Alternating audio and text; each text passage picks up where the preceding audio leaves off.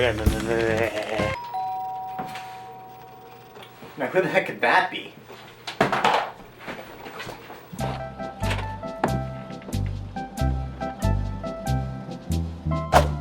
A box?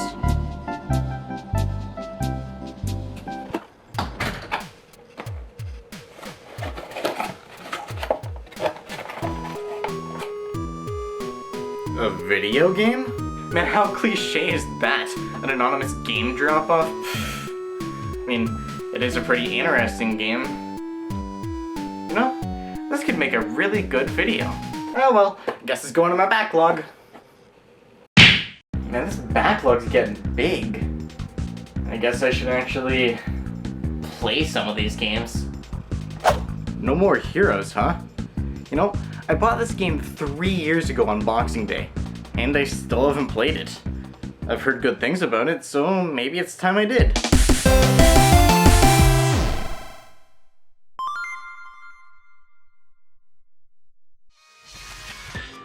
No More Heroes is a former Wii exclusive slack and hash game developed by Grasshopper Manufacture, the same guys that made Lollipop Chainsaw and Killer 7, which I haven't played. I don't know why I brought those games up. You play as Travis Touchdown, a creepy-ass weeaboo who also happens to be an assassin. He's not just any assassin though, he's the 11th ranked assassin in the world. Not that he meant to be. Travis needed some money, and what better way to get money than to kill a guy? That's actually how I got the money to buy this game. And it just so happens this guy he killed was numero 11 on the assassin leaderboards, so Travis gets to take his place. So what do you do when you're the 11th ranked assassin in the world? You move up the ranks. At least that's what this chick Sylvia Crystal's convincing us to do. Why stop at number 11? Let's get to number 1. Let's be the best. Sound like I left out some details? Well, I didn't. This game gives you like a 1-minute intro and BAM! You're on your way to fight assassin number 10. Love interest? This girl. Motivation? Be the best. Now go, go, go! So immediately you're thrown into the first level and you gotta fight a shit ton of enemies. Travis's weapon of choice? A Japanese lightsaber. Cool. Great. Nice. The combat system in this game is actually quite nicely done. It's got a decent amount of depth to it without being unnecessarily complicated, and actually uses motion controls in an intuitive, non-intrusive way. Essentially, you've got your A button to attack with your sword, and your B button to perform grapples. The enemies aren't retards though, they don't want you wailing on them, so they're gonna try to block your attacks, which leaves you open for a counterattack. This is where both the grappling and motion controls come in. Enemies block both high and low, so you've gotta hit them wherever they aren't blocking. Whether or not you perform a high or low attack depends on how you're holding your Wiimote. Pointed upwards and you'll perform a high attack, downwards and you'll perform a low attack. The same goes for high and low grapples, the difference being you want to grapple on the same level an enemy's blocking on, stunning them, leaving them open for an attack or a wrestling move. Bring an enemy down to 0 health and you get a prompt to swing the Wiimote in a certain direction to perform a finishing blow full of blood and coins.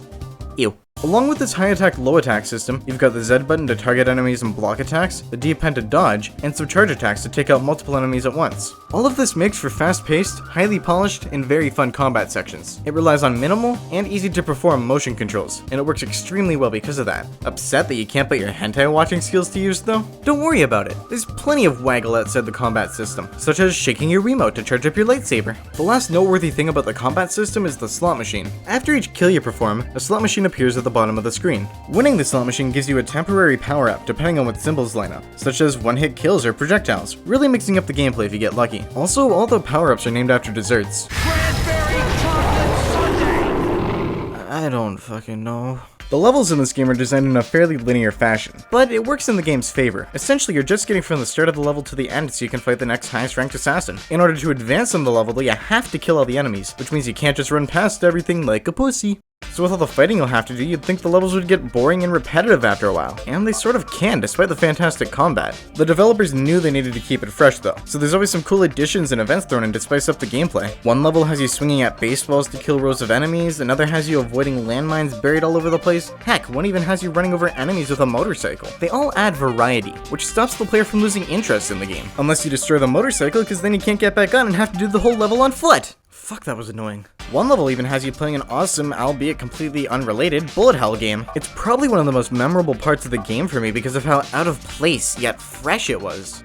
At the end of each level is a boss fight, but before that you always get a call from Sylvia. The content of the calls aren't anything all that special, though towards the end of the game they become somewhat story related. They're really just there to remind you to save. But what's pretty clever about them is that all the dialogue comes out of the speaker on the Wii remote. It's nothing game changing at all, but the simple act of being able to hold the Wiimote up to your ear like a phone just immerses you into the game that much much more. Unless there's someone else in the room with you, because that just makes you look really fucking dumb. Anyways, you take your phone call, save your game, which always takes place in a bathroom, and it's boss time. The whole goal of the game is to kill all these ranked assassins, so of course, each boss is the next highest ranked. Boss fights are what this game exists for. They're the heart of this game, the meat on this pig, the very reason you're playing. And they're good, I guess. The boss fights are designed slightly differently than normal combat, in that the bosses block nearly all of your attacks unless you hit them while they're defenseless, which is usually after a hard-to-avoid attack. This offers a different experience from the hordes of enemies you fight throughout the level, as you're going to be blocking and dodging a lot more, and you're going to be chipping away at health little by little. Some of these boss fights are really cool and extremely challenging, requiring a ton of focus and offering tons of reward, but some of them are equally as boring, easy, and annoying, and that's what gives these boss fights an overall just good feel. To be fair, there's definitely more good than bad, and the boss fights are still a major high point of the game, but it's kind of irritating to fight a tedious boss, or a boss with an instant kill move, after you've been looking forward to fighting them the whole level. But that instant kill move, not cool. It shows up halfway through the fight, so fuck all the progress you made, do it again.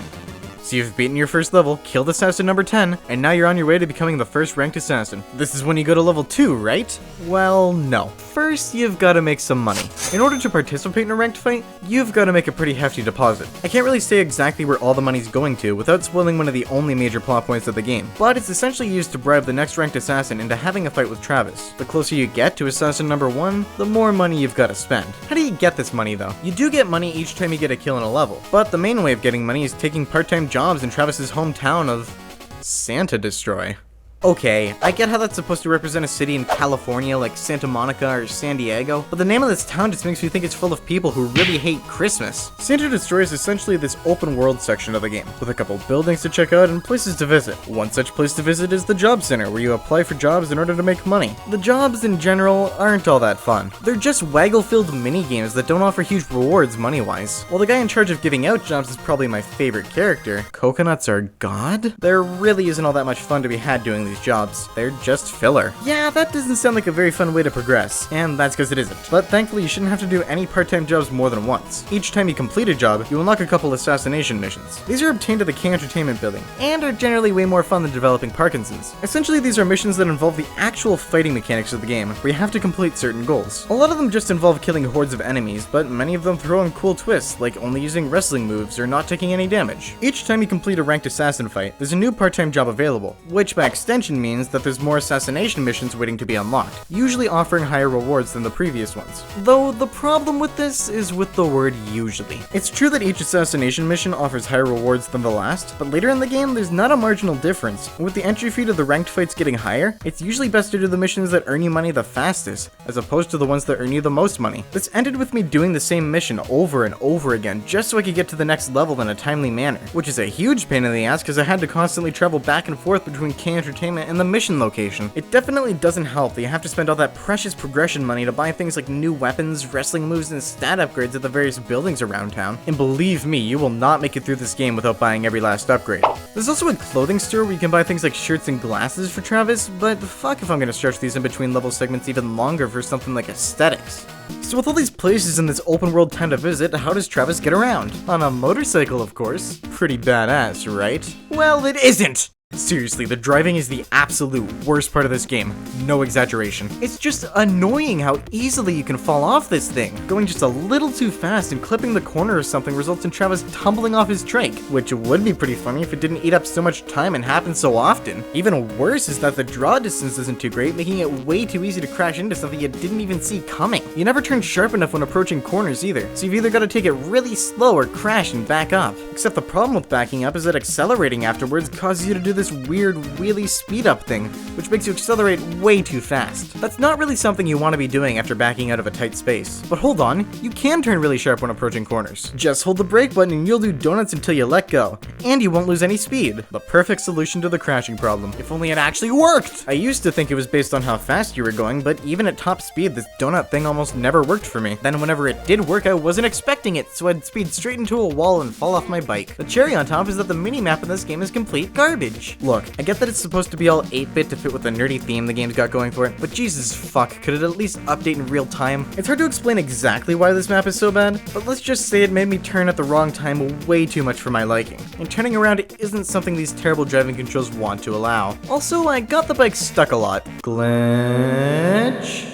Okay, let's step away from the parts I didn't like and get back into something I really did, the story. If I had to describe the story of No More Heroes in one word, I think I'd call it stupid. The plot doesn't make much sense, there's hardly any character development, the scenes really don't feel connected, and there's way more blood spilling from these people than there should be. And that's why I love it. The plot to this game just doesn't give a shit. All the cutscenes are just silly, making fun of anime tropes like minute-long power-up sequences, or parodying weeaboos, or just overall having a sense of humor as opposed to taking itself too seriously. This isn't some sort of fluke either. This game's completely self-aware and I love it. Even until the very end, the game's cracking jokes. And while some people might find it a bit dumb that it can't even have a serious moment without throwing in some silliness, I think that's the beauty of this game. It adds a level of uniqueness compared to other deep, edgy hack-and-slash games like Devil May Cry or Kingdom Hearts or Lego Star Wars.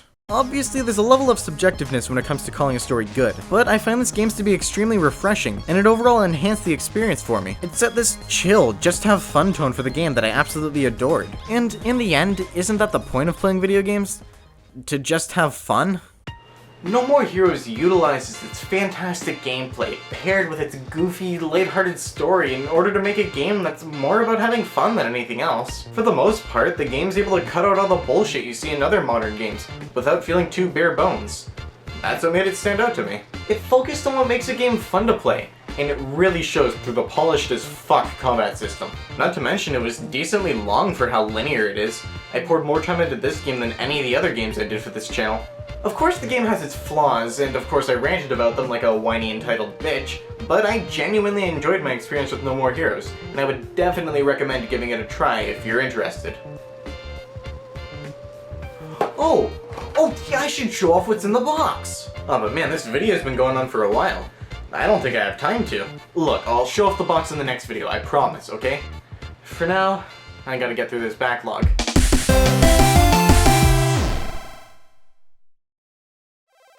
Hey, thanks for watching this. Hey, if you didn't know, I have an inactive Twitter and Facebook page now, so go follow me on there if you don't want to get updated.